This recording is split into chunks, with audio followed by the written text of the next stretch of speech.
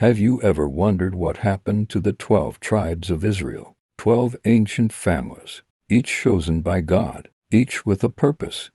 Yet today only a few are widely recognized. Where did the others go? Are they lost, or simply hidden in plain sight? Stay with this story until the end, because the mystery behind the missing tribes could lead to discoveries that may reshape how we see the past and possibly the future.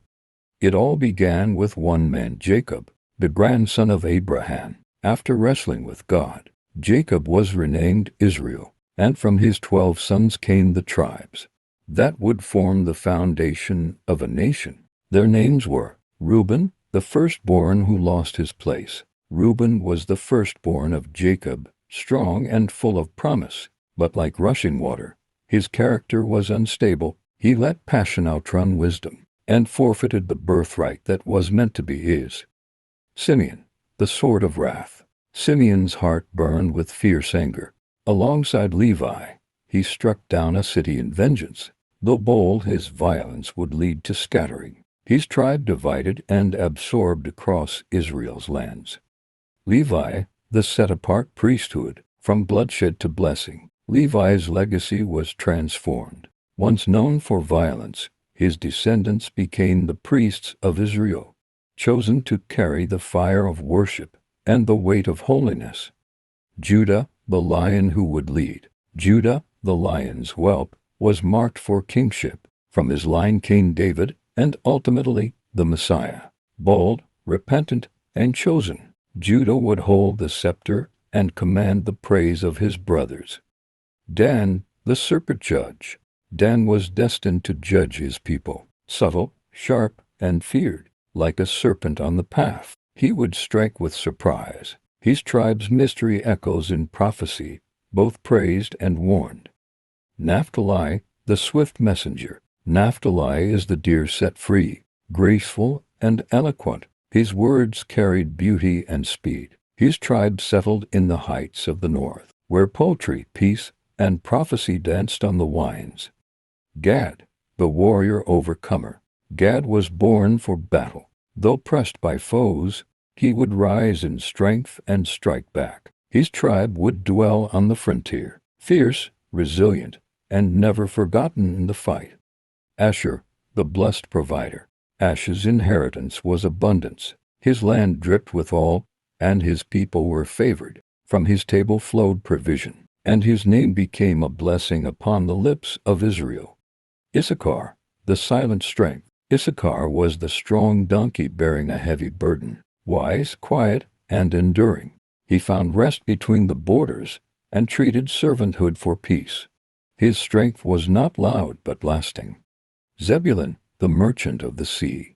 Zebulun looked to the coast and cast his lot with ships.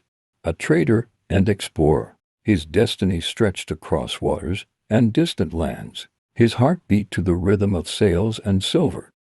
Joseph, the dreamer who ruled. Joseph was the beloved son, betrayed, sold, and imprisoned, yet he rose like no other. His dreams came true, and his fruit overflowed. Through suffering, he saved nations. Through faith, he forgave. Benjamin, the vault that strikes. Benjamin was the youngest, fierce and fearless, a ravenous wolf. His tribe was small but mighty in battle. From him came kings, warriors, and the apostle who turned the world upside down. Each tribe carried not only a name, but a prophetic destiny spoken over them by their father Jacob and later Moses. But Joseph's portion was unique. His 2 sons, Ephraim and Manasseh, were each given tribal status, effectively giving Joseph a double inheritance. That's why you'll sometimes see 13 tribes listed, yet only 12 land divisions. Levi was set apart for priesthood and received no territorial inheritance. After the exodus from Egypt and 40 years in the wilderness, the tribes finally entered the Promised Land. Under Joshua's leadership, each tribe received its own portion of land. Judah in the south, Ephraim and Manasseh in the central highlands, Zebulun and Issachar in the north, and so on. The tribe of Levi had no specific territory. Instead, they lived among the other tribes, serving as priests and teachers of the law. For a time, the tribes functioned as a loosely connected confederation, governed by judges and united by their worship of the God of Israel. But disobedience and division would soon lead to their scattering. After the reign of King Solomon, the kingdom split into two: the northern kingdom of Israel, made up of 10 tribes, the southern kingdom of Judah, made up of Judah and Benjamin, along with many Levites, who remained loyal to the temple in Jerusalem. In 722 BC, the Assyrian Empire conquered the northern kingdom. The 10 tribes were taken into exile, scattered among foreign lands, and eventually became known as the Lost Tribes of Israel. Meanwhile, the southern kingdom endured for another 136 years, until it fell this time to Babylon. But unlike the northern tribes, many from Judah returned after 70 years in exile. From them, we get the term Jews, derived from the tribe of Judah. Who are the tribes today? Judah, Benjamin, and Levi are the only tribes we can clearly identify in the modern Jewish people. But what about the rest? Where are Reuben, Simeon, Dan, Naphtali, and the others?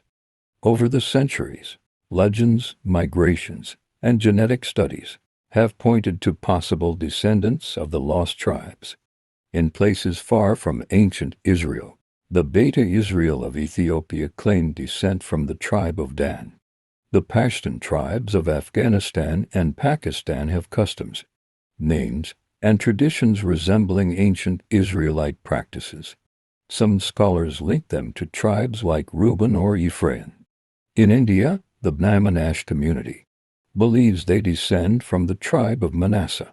The Igbo people of Nigeria also claim ancient Israelite heritage, possibly from the tribes of Gad or Zebulun.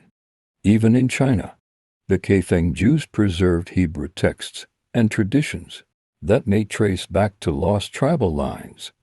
While much is debated, the global footprint is undeniable. These tribes were scattered, just as the prophets foretold.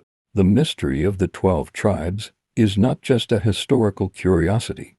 It's a prophetic puzzle. The book of Revelation speaks of 12,000, sealed from each of the 12 tribes, totaling 144,000, servants of God during the end times. This means that God has not forgotten them. Wherever they are, known or hidden, they still play a role in the divine plan. Their return and restoration is part of the great unfolding of history and possibly a sign of things yet to come. The story of the 12 tribes is a journey of promise, exile, and hope. It's the tale of a family called by God, scattered to the ends of the earth, yet never forgotten. Though history may lose track, heaven never does. Perhaps the question isn't just where are the tribes, but rather, could part of their story live on in you? Because, in the end, the legacy of Israel's tribes is more than bloodline. It's a calling, a covenant, and a destiny waiting to be fulfilled.